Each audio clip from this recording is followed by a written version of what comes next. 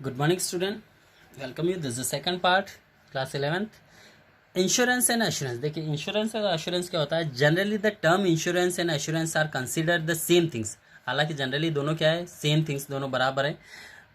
But this two are not synonym. लेकिन हालांकि दोनों सिनोनिम्स नहीं कह सकते कि जैसे, ठीक है, कोई अपन शब्द ले ले, पृथ्वी को धरा भी कह सकते हैं, ठीक है, तो ऐसा नहीं, दोनों सिनोनिम्स ही हैं। हालांकि दोनों एक जैसे है लेकिन सिनोनिम्स नहीं, ठीक है। This are two different meaning, दोनों के डिफरेंट मीनिंग, अलग अलग मीनिंग। Assurance refer to contract in which the sum assured in bound to be paid sooner as later, ठीक है। अश्योरेंस, अश्योर्ड जो होता है कि ये आपने यदि कोई इंश्योरेंस करवाया तो वो कुछ पैसा है आपको दिया जाएगा, पेड सूनर और लेटर के, हो सकता है जल्दी या लेटर, जब भी है आपको पैसा दिया जाएगा।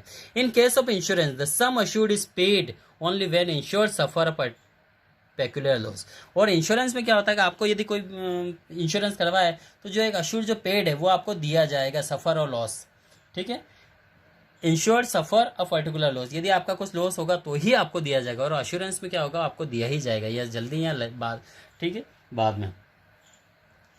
For an example, in case of the insurance, compensation is given to the insured only when he suffer a loss due to the fire। जैसे आपने फायर इंश्योरेंस करवाया तो यदि आग लगती है आपके ऑर्गेनाइजेशन में या आपके कंपनी में या आपके घर में आग लगती है तो ही आपको कंपनसेशन दिया जाएगा, अदरवाइज नहीं दिया जाएगा।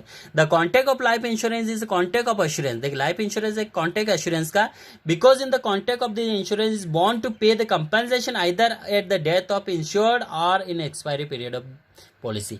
और एश्योरेंस से क्या होगा, यदि आपकी जो इंश्योर्ड पर्सन है उसकी डेथ हो जाती है तो आपको कंपनसेशन दिया जाएगा, और नहीं होती है तो जो एक्सपायर पीरियड है उसके बाद जो भी अमाउंट है वो आपको दे दिया जाएगा। ये कहलाएगा एश्योरेंस, ठीक है।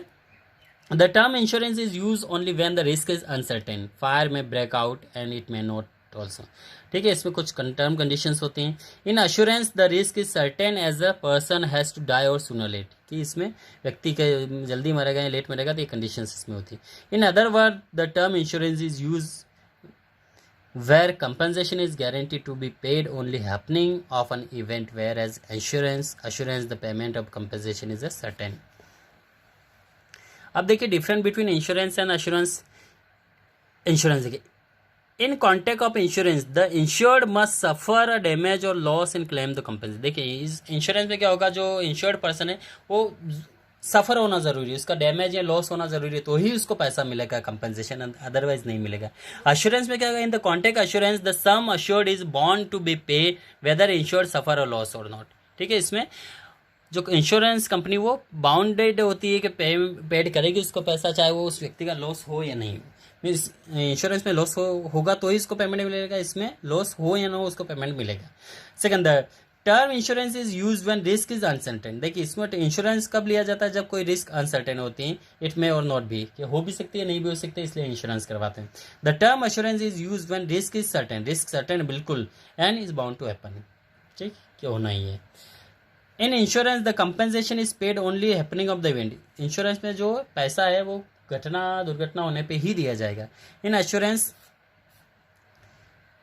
The compensation is paid whether the event happening और नॉट, ठीक। इसमें इवेंट घटना दुर्घटना होती है नहीं होती तो भी पैसा देना पड़ेगा। Example fire insurance, marine insurance, example life insurance, okay. Remaining points type of insurance we will discuss in the next part. Thank you.